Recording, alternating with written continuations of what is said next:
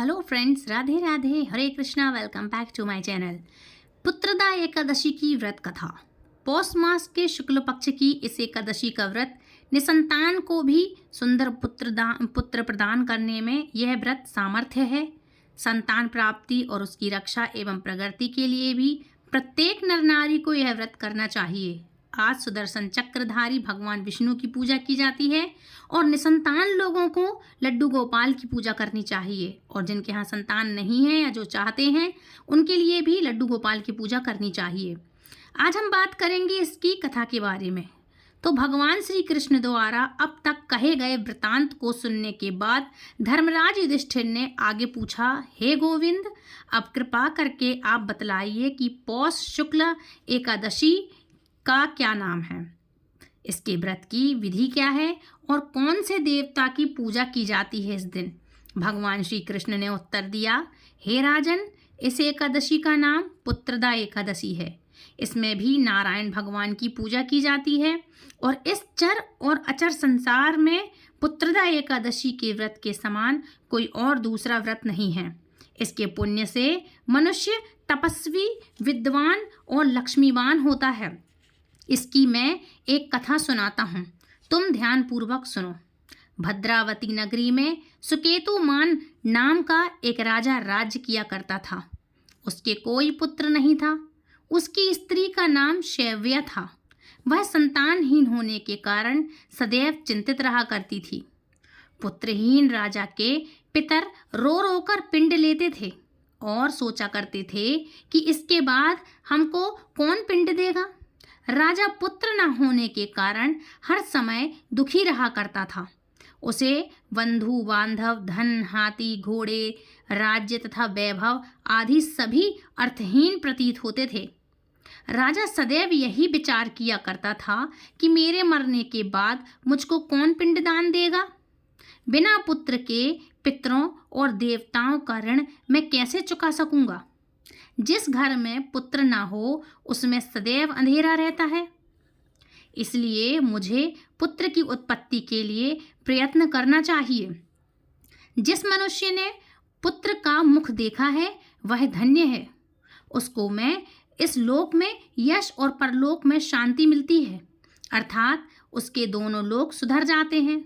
पूर्व जन्म के कर्म से ही इस जन्म में पुत्र, धन आदि प्राप्त होते हैं। मतलब जिनके पूर्व जन्म के अच्छे कर्म हो उनको इस जन्म में पुत्र धन प्राप्त होता है, मतलब पुत्र प्राप्त होता है। राजा इसी प्रकार रात दिन सोचा करता था और चिंतित रहा करता था। राजा ने अपने शरीर को त्याग देने का भी विचार किया, परंतु आत्मघात होने को महान पाप समझकर उसने ऐसा नहीं किया। एक दिन राजा अपने घोड़े पर चढ़कर वन को चल दिया और पक्षियों व वृक्षों को देखने लगा। उसने देखा कि वन में मृग, व्याघ्र, सूअर, सिंह, बंदर आदि अपने बच्चों के साथ भ्रमण कर रहे हैं। हाथी अपने बच्चों और हथनियों के साथ घूम रहे हैं। वन में कहीं गीदड़ अपनी कर्कश ध्वनि में बोल रहे हैं और कहीं उल्लू चीख रहे हैं।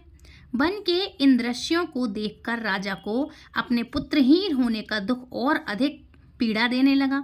इसी उदासी और सोच विचार में दोपहर हो गई। वह विचरने लगा कि मैंने कई यज्ञ किए, ब्राह्मणों को सुंदर भोजन तथा दान देकर तृप्त किया, फिर भी यह दुख मुझे क्यों प्राप्त हुआ। प्यास के मारे अत्यंत दुखी राजा अपनी पानी की तलाश में इधर उधर फिरने लगा। थोड़ी दूर पर राजा ने एक सरोवर देखा। उस सरोवर में कमल खिल रहे थे तथा सारस, हंस, मगरमच्छ आदि विहार कर रहे थे। सरोवर के चारों तरफ मुनियों के आश्रम थे। उस समय राजा के दाहिने अंग फड़कने लगे। राजा ऐसे शुभ शगुन समझकर घोड़े से उतरकर मुनियों को दंडवत प्रणाम करके उनके सामने बैठ गया। राजा को देखकर मुनियों ने कहा, हे राजन, हम तुमसे अत्यंत प्रसन्न हैं। तुम इस जगह पर कैसे आए हो, सो कहो। इस पर राजा ने मुनियों से उनका परिचय पूछा और फिर अपनी व्यथा कही। मुनि बोले, हे राजन, पुत्र की इच्छा करने वाले को उत्तम संतान देने वाली पुत्रदा एकादशी है। हम लोग विश्वदेव हैं। और इस सरोवर पर स्नान करने आए हैं। इस पर राजा बोला, हे मुनीश्वर, यदि आप मुझ पर प्रसन्न हैं तो एक पुत्र का वरदान अवश्य आप मुझे दीजिए। मुनि बोले, हे राजन, आज पुत्रदा एकादशी है, आप इसका व्रत करें। भगवान की कृपा से आपके यहाँ अवश्य ही पुत्र की प्राप्ति होगी आपको। मुनि के ऐसे वचनों को सुनकर राजा ने उस दिन वही एकादशी का व्रत किया। वहीं द्वादशी को उसने व्रत का पारायण किया और मुनियों को प्रणाम करके अपने महल को वापस चला आया। उसी मास में रानी ने गर्भ धारण किया और 9 माह के पश्चात उसके यहाँ एक उत्तम पुत्र पैदा हुआ, जो बड़ा होकर अत्यंत वीर, यशस्वी और प्रजापालक चक्रवर्ती सम्राट बना। भगवान श्री कृष्ण बोले, हे राजन, पुत्र प्राप्ति के लिए पुत्रदा एकादशी का व्रत करना चाहिए। इस व्रत के करने वाले यशस्वी और पितृभक्त पुत्र तो होते ही हैं और साथ में पितृभक्त पुत्र तो पाते ही हैं। इसके महात्म्य का श्रवण करने मात्र से ही मनुष्य सुंदर संतान और मोक्ष को प्राप्त करता है। बोलो भगवान विष्णु की जय। तो फ्रेंड्स, ये थी आज की कथा। अब करेंगे इनकी आरती। तो आरती शुरू करते हैं। ओम जय जगदीश हरे, स्वामी जय जगदीश हरे, भक्त जनन के संकट क्षण में दूर करे। ओम जय जगदीश हरे, जो ध्यावे फल पावे, दुख विन से मन का। स्वामी दुख विन से मन का, सुख संपत्ति घर आवे, कष्ट मिटे तन का।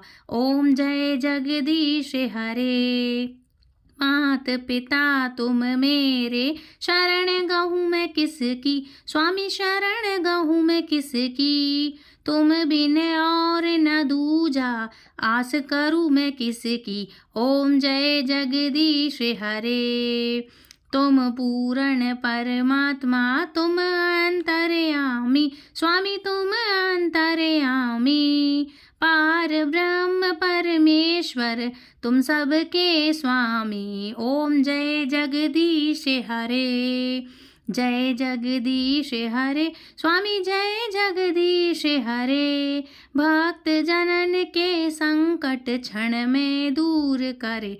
ओम जय जगदीश हरे, तुम करुणा के सागर, तुम पालन करता। स्वामी तुम पालन करता, मैं मूरख खल कामी, कृपा करो भरता। ओम जय जगदीश हरे, तुम हो एक अगोचर, सबके प्राणपति। स्वामी सबके प्राणपति, किस विधि मिलूं दया मैं, तुमको मैं कुमति। ओम जय जगदीश हरे, दीन बंधु दुख हरता, तुम रक्षक मेरे। स्वामी तुम ठाकुर मेरे, करुणा हस्त उठाओ, द्वार पड़ा तेरे।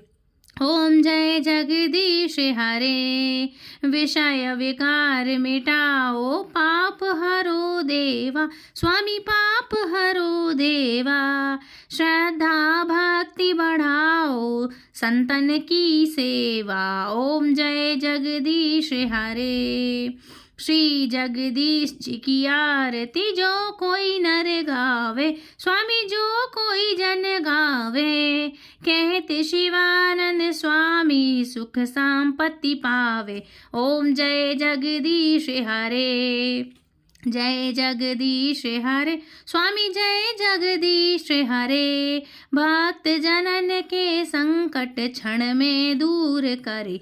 ओम जय जगदीश हरे। बोलो जगदीश भगवान की जय, सत्यनारायण भगवान की जय। कर्पूर गौरम करुणावतारम, संसार सारम भुजगेन्द्रहारम, सदा वसंतं हृदयालविन्दे, भवं भवामी सहितं नमामि। मंदारमाला कुलिताय काले, कृपालमाला शंशेखराय, दिगंबराय च दिगंबराय। ओम नमः शिवाय च नमः शिवाय। त्वमेव माता च पिता त्वमेव, त्वमेव बन्धु च सखा त्वमेव, त्वमेव विद्या द्रविणं त्वमेव, त्वमेव सर्वं मम देव देव। गुरुर्ब्रह्मा गुरुर्विष्णु गुरुदेवो महेश्वरा गुरु साक्षात परम ब्रह्मा तस्मै श्री गुरुवे नमः तस्मै श्री गुरुवे नमः। बोलो एकादशी महारानी की जय, भगवान सत्यनारायण भगवान की जय, श्री हरि विष्णु की जय, लड्डू गोपाल की जय। तो फ्रेंड्स, ये थी आज की वीडियो। आई होप आज की कथा आपको पसंद आई होगी। यदि पसंद आई तो प्लीज़ दूसरों तक लाइक शेयर कमेंट करें, दूसरों तक शेयर करें। और यदि आप हमारे चैनल पर पहली बार जुड़े हैं तो हमारे चैनल को सब्सक्राइब करें बिना बिल्कुल ना जाएं, और सब्सक्राइब करें तो बेल आइकन को ऑल पे प्रेस जरूर से करें, ऑल पे जरूर से दबाएं, ताकि आने वाली हर एक वीडियो की नोटिफिकेशन सबसे पहले आप तक पहुंचे। तो फ्रेंड्स, मिलती हूँ नेक्स्ट वीडियो में। राधे राधे, हरे कृष्णा, हरि बोल।